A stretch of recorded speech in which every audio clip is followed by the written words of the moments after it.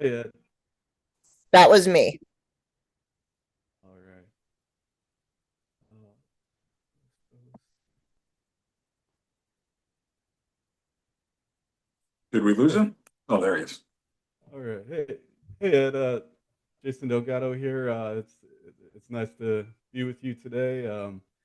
Your new documentary, "Arcades and Love Songs: The Ballad of Walter Day." Uh, Tell us a little bit about that. Well, I produced The King of Kong, and it was a little film that when we showed it, when we premiered at Slam Dance, I remember the moment when the lights went down, wondering, is anyone going to like this film as much as we do? Because we'd spent so much time in that world, but it really sort of took off in a way that we never expected it could. I mean, it just felt like this little film about this little story, but it just really captured people. And for all of us involved, it changed our lives forever, both good and bad. And some of the bad that came out of it was when Billy was accused of cheating in 2018. And then Walter Day got caught up in that challenge of that lawsuit. And Billy actually called me and said, "Hey, have you seen what your film did to Walter? It brought him into this." And so as I've gotten older and done more producing and directing and documentaries, I realize you do have a responsibility to the people that you share their stories. You can't just make the movie and walk away. And so I got involved with Walter and his lawsuit. He's an older guy living on Social Security. He's being sued for millions of dollars. So I got involved with the lawsuit to just help guide him, make sure that, if they needed any assistance from our side. And it was on one of those legal calls that Color Switch, which is the mobile game that ended up sponsoring his album, said, "Hey, did you know that Walter's finally making his record, making his recording?" And Walter and I were talking yesterday. It was 20 years ago this spring that we first flew to Iowa to film with him. And so I've been hearing these stories about this music in his head, and we recorded a bunch of his music for 20 years. And so a spark kind of went off because in the film King of Kong, he says, I have these songs. This woman broke my heart. My dream is to be an artist, not a referee. And so the fact that it came full circle and it was fans of King of Kong who backed him because they had heard about this dream of his in the King of Kong. It was actually one of the guys from Color Switch said, "Hey, maybe there's a documentary about Walter." And that was July of 2022. And we started filming in August of 2022. And it really was magical. I don't want to say it was an easy production because all of them have challenges, but the story really was kind of written for us. And so it's just a matter of filming it, getting the right emotions tied to the story. And then when the woman who broke his heart agreed to participate, it really changed the heart of the film, the depth of the film. We had in our screening here, I live in Long Beach, California. We had a screening here at the Art Theater. The scene of her and Walter meeting for the first time, it just flipped the audience upside down. I mean, it was the most surreal experience I've had in a theater with any film I've ever made, where it really seemed like, okay, this was the right thing to do. This was the right movie to tell. And, it took us a while to film it, took us a while to edit it, took us a while to find a distributor like Monkey Wrench Films that really got the film and was willing to get behind it and understood not just the history of the King of Kong, but the fans and what they would expect. And what I'm really proud of is all King of Kong fans who see this film love it and they want to go see it again. And all people who haven't seen King of Kong come out of it saying, "I got to go see King of Kong now." We made this film for a broad audience. It's not just for King of Kong fans, but luckily, we we needed to make sure we please them because they're a very important crowd for us. Yeah. And on the surface, it's a different movie than King of Kong. Were uh, were you concerned about that all at all? No, that was the intent. Yeah. There was never an intent, and as a matter of fact, there was pushback from a lot of people, including Seth Gordon, the director of the original film. We don't want to do King of Kong 2. We've already made the King of Kong. Yes, there's been this incredible story that's really more a miniseries than a movie with Billy's lawsuits and defamation and all that. But we had no intent to remake King of Kong at all. So it was actually the intent not to try to recreate what we did. Now, that being said, one thing, and Mike J. Nichols, who was the editor, who was a huge fan of King of Kong, loved the editing in the film, loved the tone of the film. He immediately got it. He immediately got what the tone needed to be. He immediately got how we could edit it in a way that was almost reverential to the King of Kong. You know, Seth Gordon, the director, who's also the editor, did such a masterful job of how he told that story. So we wanted to honor that, but also be a very different film. This is, the one of the executives we work with said, this isn't King of Kong 2, but it's in the King of Kong cinematic universe. And that was really what we were after. We were not after King of Kong 2. There was no appetite on our end for it. I didn't want to make that film. I wanted to make something a little more personal. It's a very personal journey. King of Kong is kind of, Billy versus Steve. It's kind of a simple conceit. Whereas our intent here was really to dive into Walter, someone we love and respect, and wouldn't have been able to make the King of Kong without him. And so, yeah, our intent was not to try to retread that ground. Yeah, and so much hinges on that finale concert of his. Were you worried at all that he wasn't going to be able to pull off the singing for that? So I wasn't until he walked on stage. And Walter he's a very good public speaker. He's very good with a microphone in his hand. But when he got on that stage, because he had never practiced, I mean, he had taken voice lessons and he had practiced at home, and we really kind of talked to him about we're going to film you practicing. But when he walked on that stage and froze, I was in the back of the room, and we had like six cameras rolling. We had a pretty big production in tiny little Fairfield, Iowa, and I freaked out. I was like, "Oh my God, he's going to bomb! He's just going to bomb!" And then he started singing that first song. He forgot some lyrics. His voice didn't sound great, and it was probably 20 minutes into the show, and then the audience lifted him up. That's the one thing that was really beautiful, was to see all of these people in the crowd who had supported him through the years, that he had supported and he had always put in the spotlight, turn around and support him. And I think the entire performance changed when he started talking to the audience. They started giving him encouragement, and then his confidence grew to the point where by the time he performed the encore song, he sounded great. He knew the lyrics because the crowd had heard the song before. They were singing along. His songs they have great hooks. He's a really I've been listening to his music for 20 years now. He's a great songwriter. And so when the songs clicked, he clicked. And that was really our goal in editing, was to give the audience the same feeling I had, which was, oh my God, this is going to go sideways. And some of the feedback we got earlier in our test screening was, I thought you guys were making fun of him. I thought he was going to bomb. He couldn't really sing. And then all of a sudden he could at the end, and it's great. And okay, he's not a great singer, but he performed well. And it was, I was very proud of how we presented that scene, because in that room, I was scared to death he was going to bomb. It was pretty rough for the first 20 minutes of that show. Yeah, but it turned out so amazing. I mean, that really makes the whole movie there. But you know, Billy Mitchell is kind of portrayed in a different light this time around. Has has he kind of changed over time, or was that more of a conscious effort? No, he's changed a lot.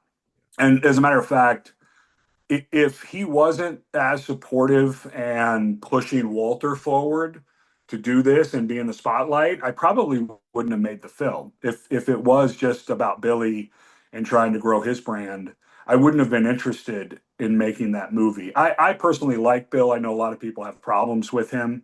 He is cocky. He is verbose. He does wear the tie and have the hair. But through this process, I've grown to know him quite a bit more. And then his son, Billy as well, who's in the movie, he's a really good guy, and he really understands the power of King of Kong. Even though his dad wasn't shown in the most flattering light, his son really understands the power of the movie and why it's lasted. But yeah, Billy's changed a lot, and we have Walter talk about that a little bit right before the show when Billy shows up about how he's become more humble, he's become more kind. But yeah, that's one of the things that's been nice. And one of the reviews that just came out was seeing Billy in a different light, where he's not just a braggadocio jerk. He's really there to support his friends. So that was a big hurdle for me when we were making it. Is what is Billy's position in this movie? And then just trying to show that as truthfully as we could, not gloss over, the braggadocio. I mean, the movie starts with him still being sort of the same guy, and then it changes when you see, oh, he really does support his friend. He really does love his friend, and that was really touching for me because I didn't expect to find that. Yeah, yeah, I love that about the movie too. Um, do you think Walter will get the girls now with his music? It's funny. We were very careful in how we told the story of Shane Harris because we didn't want to mislead the audience. Walter's in his 70s. He hasn't had a intimate relationship in years. So I don't know if that will come around, but it sure feels good to start helping get his music out there because I really think his music's beautiful. We're actually working on a record contract right now for him, and we hope to put out his album around the video on demand release in mid-May. So we've got a contract from a record company we're helping him look through that really gets it because I really love his music, and I think we're in a time in our society where hope and love and determination. The tagline on the poster is "It's never too late." And I think that's an important theme for us to sort of get through in this time when we're all feeling a little like the ground shaking underneath of us. It seems like it's a good time for Walter. Yeah, it's just so amazing to see him at that age, like following his dreams, for the first time. That's the incredible thing about the movie, I think. Yeah, I've known him for so long that it sort of didn't dawn on me that hey, this is a 74-year-old guy doing this. Just because I've always known him and I met him 20 years ago when he was 50s, and someone pointed that out to me in one early test screening of an early version of the film. Someone's like, how is this guy at this age doing this? You just don't see someone at this age going for it. I mean, really going for it. He spent months working on that album. He had to drive an hour and a half each way to that studio, and he would go there sometimes twice a week to go work on this album and to have that energy and that enthusiasm. Again, it did because I've known him for so long. It took an outside person to say, "Oh my God, this is extraordinary for a guy this age to be chasing a dream like this." Yeah, and speaking of chasing a dream, in your movie it shows Steve Wiebe, still has dreams about music. Do you think he'll continue with that too? Well, he still plays. He's a noodler, so he's almost always writing. He constantly is like banging out tunes on his piano. He's still making music. I think he sees it now as a hobby. I think he was hoping that it would become something bigger. But we actually have two of his songs in the film. I don't know if you watched the credits, but we used two of his songs in the movie, which again was something we did in King of Kong, was use people's music as part of the bed music. And so we did that here. When we come into the scene where we go to Steve and him talking about music and calling Walter, that's his song playing underneath the opening of that scene. So, we try to get him out there a little bit too. He's a very talented guy, very talented musician. So we definitely, and that was the nice part of being able to tie him into this story because him and Walter are friends, but Steve wasn't involved like Billy was in the lawsuit and trying to help Walter. So what was nice for us was it gave us an organic way to get Steve into the movie, him supporting Walter, being a musician, talking about how hard it is to make an album and perform. So it was really organic and a great way for us to get Steve into the film. Yeah, definitely. And years ago, I heard rumors about maybe scripted feature version of King of Kong. Do you know anything? If you know? Yeah, that's probably dead. We kicked it around. I mean, New Line Cinema spent a lot of money on writers, and we ended up with a very good script. But I think what it came down to was we've already made the movie. and there just wasn't much of an appetite to go back and just sort of remake the same story. And there wasn't really a version that made sense other than the version we'd already made. So it's that's lost steam at this point. You know, who knows in the future, but at this point, that project's dead. Okay. Um, yeah. So when and where can people see arcades and love songs, The Ballad of Walter Day? Yeah, we're right now. We have our LA premiere at TCL Chinese Theater, and it'll be a double bill Thursday, April 17th, so next Thursday. At 6:15, it'll be King of Kong, and then right after Arcades and Love Songs, and then it plays through that. So people in LA through Monday the 21st. So people in LA can go there, but the website will continually update as theaters come on board. Arcadesandlovesongs.com is the website, and you know, we're other theaters want to show it. Theaters are really booked right now. There's a lot of films on the market in theaters, so theater time is really hard to book. But Monkey Wrench Films is working daily, getting other theaters excited and into it. And what's helping is where it's played and how it's been received has been phenomenal. I mean, the Long Beach screening, you know, King of Kong had a different vibe to it, whereas this one's more emotional. I mean, people at the end of the movie are sobbing. You know, it just has such.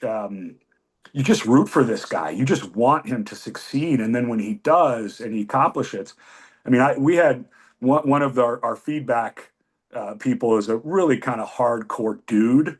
You know, he's just a man's man.